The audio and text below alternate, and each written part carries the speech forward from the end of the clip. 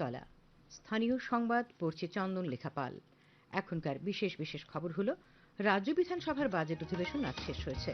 মুখ্যমন্ত্রী অধ্যাপক ডক্টর মানিক সাহা জানিয়েছেন, পিএম জনমন এবং ধরতি আবা জনজাতি গ্রাম উৎকর্ষ অভিযান প্রকল্পে এডিসি এলাকায় ৩৯টি হস্টেল তৈরির জন্য কেন্দ্রীয় সরকারের কাছ থেকে অনুমোদন পাওয়া গেছে।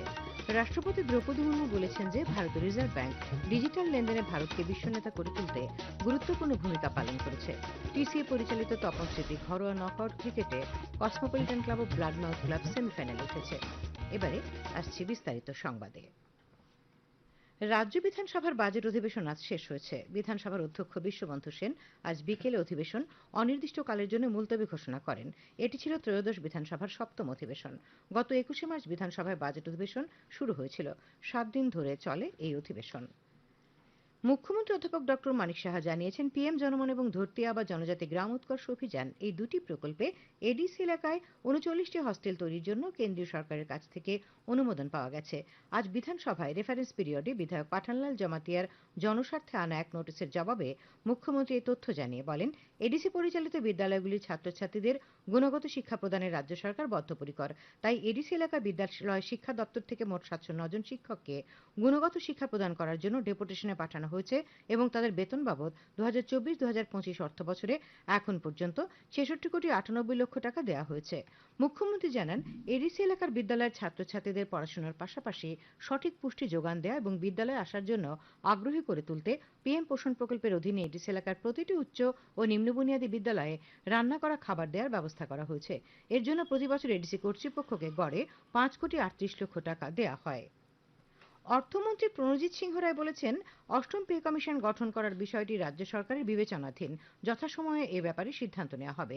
আজ রাজ্য বিধানসভায় প্রশ্নোত্তর পর্বে বিধায়ক গোপাল চন্দ্র রায়ের এক প্রশ্নের জবাবে অর্থমন্ত্রী এই তথ্য জানিয়েছেন। বিধায়ক সুদীপ রায় বর্মণের এক প্রশ্নের উত্তরে তিনি জানান, ষোড়শ অর্থ কমিশনের কাছে রাজ্যের আর্থিক অবস্থা সম্পর্কে সবকিছু জানানো হয়েছে। অর্থ কমিশন রাজ্যের আর্থিক অবস্থার প্রশংসা করেছে। রাজ্য সরকার কেন্দ্রের সঙ্গে রাজ্য সরকারের কর্মচারীদের মহার্ঘ ভাতা প্রদানের যে ব্যবধান রয়েছে তা ক্রমান্বয়ে কমানোর চেষ্টা করছে বলে অর্থমন্ত্রী জানান।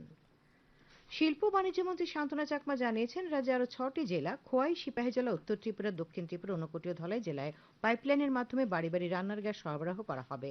আজ বিধানসভায় বিধায়ক অন্তরা সরকার দেবের দৃষ্টি আকর্ষণীয় নোটিশের জবাবে তিনি একথা জানান।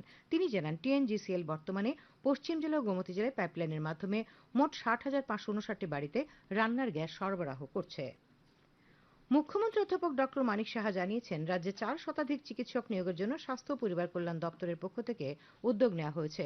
বিধানসভায় আজ বিধায়ক অশোক চন্দ্র মিত্রের এক প্রশ্নের উত্তরে মুখ্যমন্ত্রী এই তথ্য জানিয়ে বলেন, জুনিয়র মেডিকেল অফিসারের ২২৪টি পদে, স্পেশালিস্ট মেডিকেল অফিসারের ১৭২টি পদে এবং সুপার স্পেশালিস্টের ১৬টি পদ পূরণের উদ্যোগ নেওয়া হয়েছে। তাছাড়া আয়ুর্বেদ মেডিকেল অফিসার টিএএস এর গ্রেড 4 এবং ১৩টি পদ এবং মেডিকেল অফিসার ডেন্টালের টিডিএস এর গ্রেড 1 এর 6টি পদ পূরণের লক্ষ্যে উদ্যোগ নেওয়া হয়েছে। তিনি জানান, স্বাস্থ্য দপ্তরের নার্সিং অফিসারের মোট অনুমোদিত পদের সংখ্যা ২,৬৬৮। এর মধ্যে রাজ্যে বর্তমানে ২,২৩৬ জন কর্মরত রয়েছেন, শূন্য পদ রয়েছে ৪৩২টি।